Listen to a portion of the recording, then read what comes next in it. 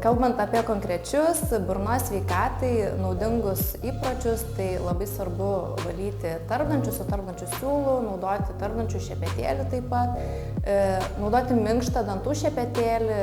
Šiuo metu yra ganėtinai populiarus ir elektrinis dantų šepetėlis, kuris šiaip net neretai ir pagerina pacientų burnos higieną.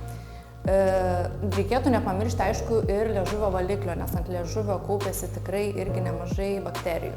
Kas liečia mitybą, tai mūsų burnos sveikatai ir apskritai mūsų bendrai visai kūno sveikatai nėra naudinga daug cukraus turintis maisto produktai, saldinti, gazuoti gėrimai, lipnus maistas, kuris prilimpa ant dantų ir yra sunkiai nuvalomas ir dėl to labai susikuria palankios sąlygos ėduoniui atsirasti. Dantims gali būti nenaudinga net ir kava, kadangi kavos yra rūgštinis pH, todėl nerekomenduojama kavos gurkšnoti ilgai, kadangi emalis būna rūgštinėje aplinkoje ilgą laiką. Tačiau statistiškai odontologinė sveikata Lietuvoje atspindintys rodikliai nėra džiuginantis. Atidėliojant profilaktinės procedūras mes problemas tik didiname.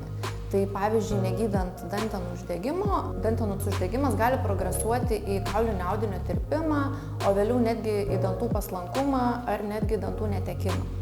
Taip pat ėduonis gali progresuoti taip stipriai, kad gali būti net nebegydomas, todėl gali prireikti ir dantų implantacijos.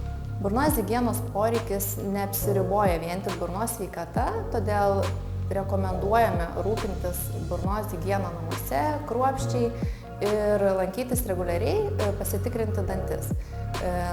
Taip pat rūpindamėsi burnos sveikata, rūpinamės ne tik savo burnos ertme, bet ir visų kūnų ir užtikriname savo sveikatos gerovę.